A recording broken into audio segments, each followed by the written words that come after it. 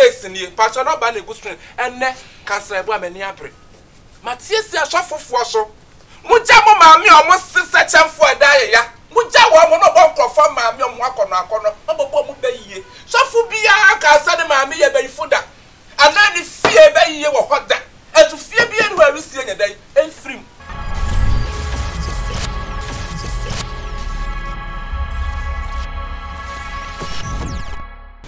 Pacho, mara dina yonko ba.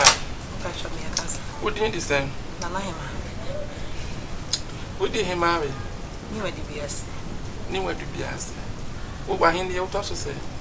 Yes. Edi hema nana hema se wa given di wana se. Nana se wa bush hema. Utaso me esa. Pacho. Sani ya hindi papa. Hindi papa. Nana mun kunya na atome. Ntu je wa hema. Me hema pa. Me brasa tene fia me no papa. Wa hema pa agoti yo hema.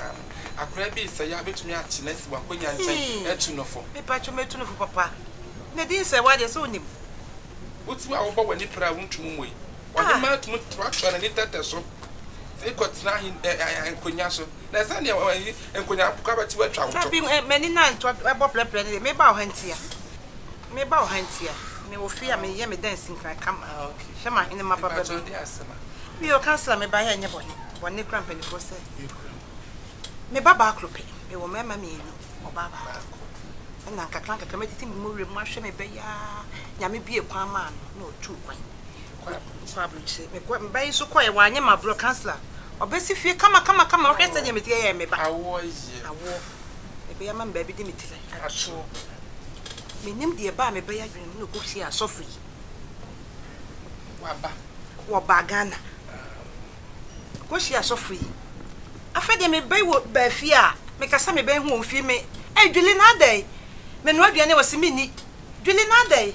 Me so tese me on pese me nkra be ka. Ne kra nyane se. Sofo ne se me e be ifu. Ma wo mamu me ensa me ma me no ba ba ko. Ma anwe me ma no. Ama mienu aka omu nyina bi wa America bi wo Germany.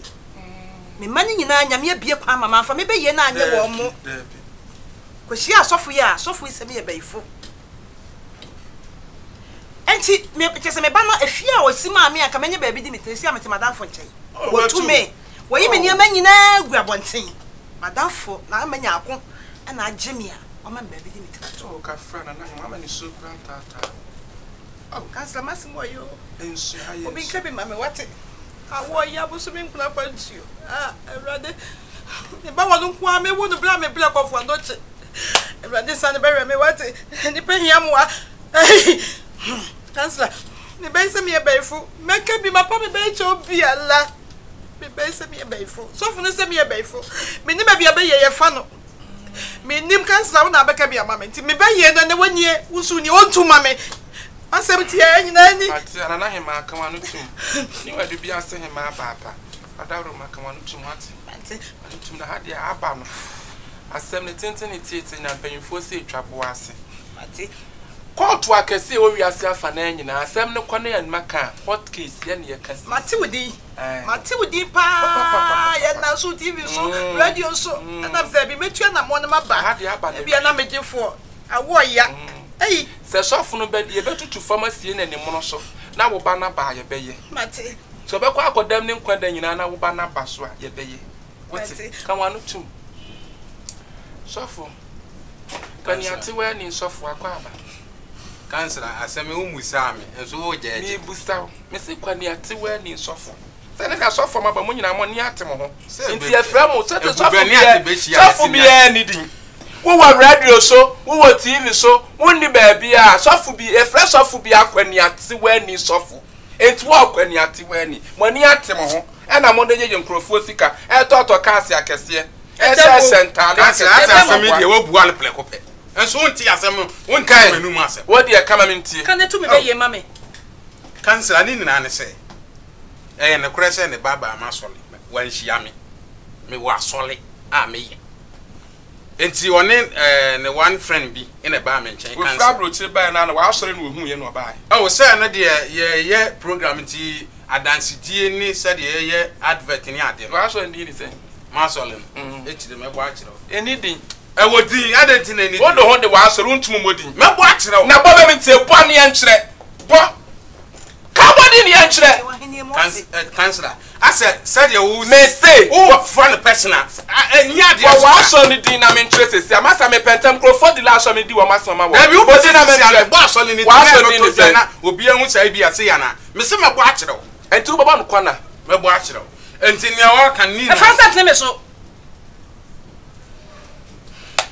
my god it's wonder ni na say ani amana wotena wa na ba cancel no ana me ne gusu ayi din komo ana mi bu ne be e wo bebu mo de mo nim bebu e na so akoko ba atan ni na eti aba na nso enkumba ana obusa me sa ase ne sei ana me se won gongo pepeni bi ni won musa na be na ase kire enti okwa na peni ne kire na be na ase no ana okwa ne maame ho kaka kire nse me sei wo ibeifo enso mi ankasa de menu mu no ma mo ne be yie so what you say Bible nso mi ati ase se e wo Lucas empatry yedu ba ko nchiche ma yedu eti wo kan Bible wo to kan Bible osesa on fit to free enipa mu akwa so ko chinchini ko hwe so obenya ahome eni etuma ne eni etu so what you say enti se de ma me ne trentene ne nsa oye ohima oye se no me mo ne be yie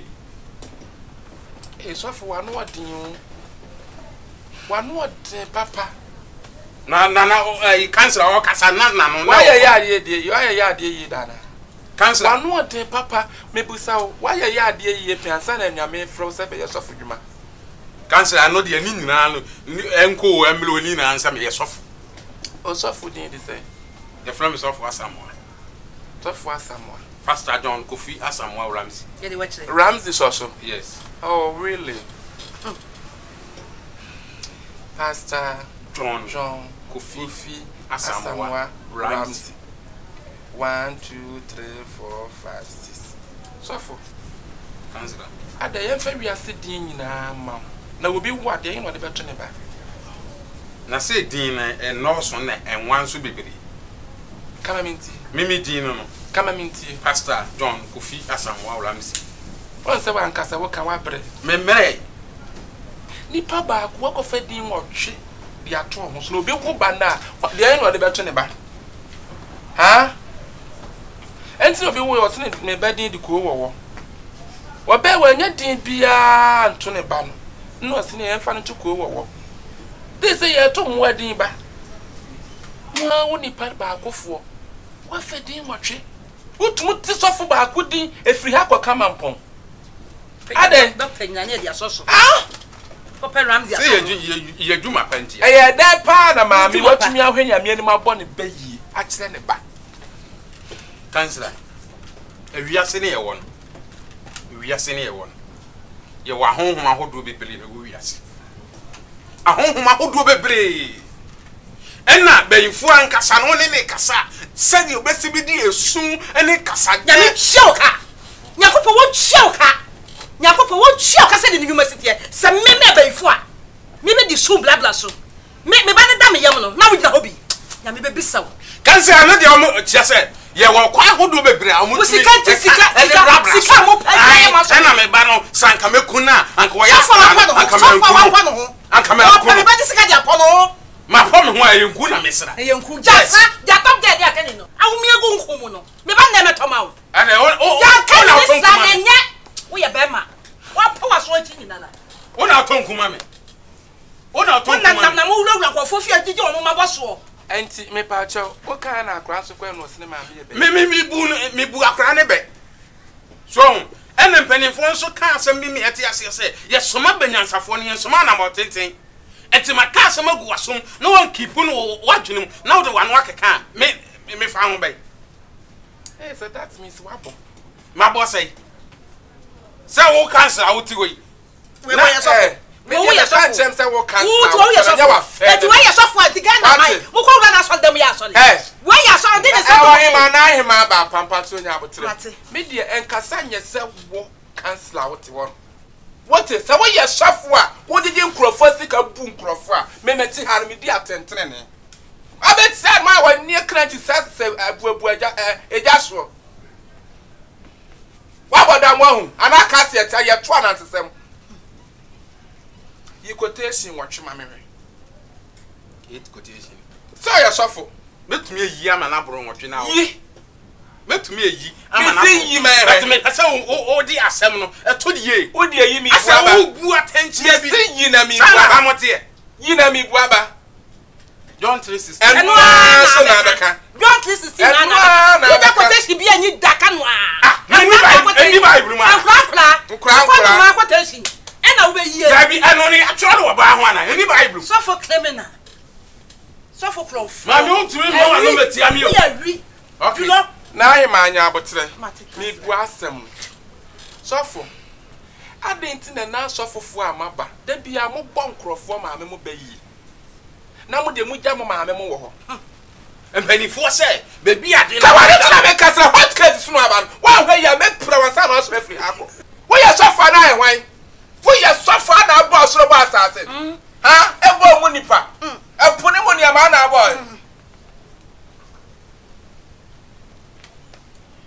One offense.